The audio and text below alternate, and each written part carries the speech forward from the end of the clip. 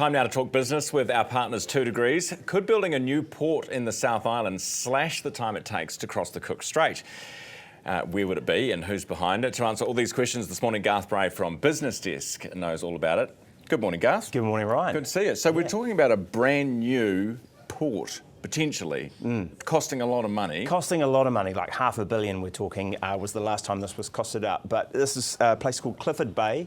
If you were driving south from just having come off the ferry at Picton, and you get past Blenheim, and there are those pink lakes where they make all the salt, Lake Grasmere, they're talking about there. It's basically a straight shot as you come out of Port Nicholson, you know, the harbour in Wellington, straight across the strait. So it's a 2-hour journey, according to, I think, in the 80s, one of the captains borrowed one of the ferries and took it for a spin and proved that you could do this thing in an hour and a half, less time than it takes you to wind your way through the Sounds and into Picton. Yeah. So it's a pretty interesting idea. If you think about the amount of freight that flows across it, it's about $15 billion a year worth of freight crosses the strait.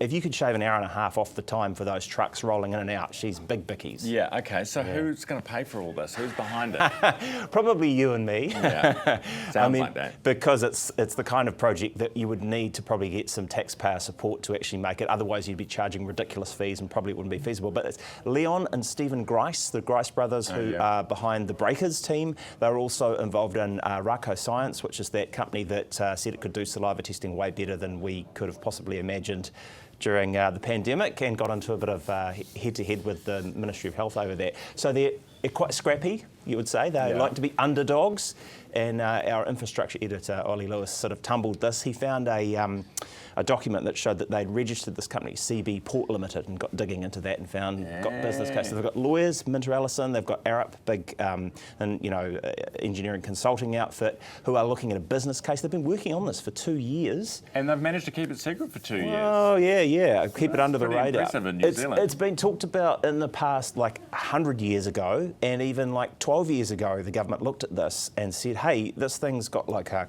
benefit cost ratio of 1.3. What does that mean? Well, they built Transmission Gully with 0.6. Yeah.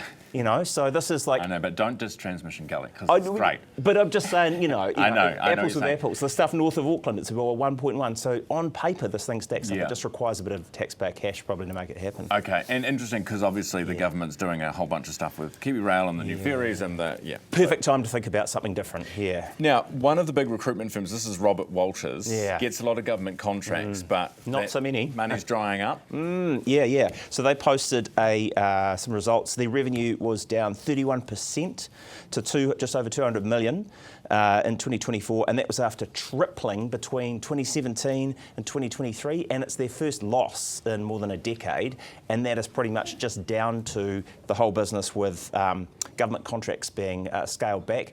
And another one, Cordant, also posted another loss. Its revenues on public sector dropped about 25% after 12% the year before. This is all straight off the back of government sector cutbacks in contracting.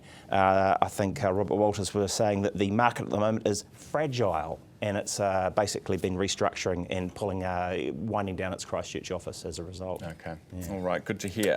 Well, that's not good to hear. It's news, you've got to use it. It's good to talk to you is what I mean to say. Garth, thank you. That's Garth Bray from Business Desk, and we talk business every day thanks to our partners at 2degrees.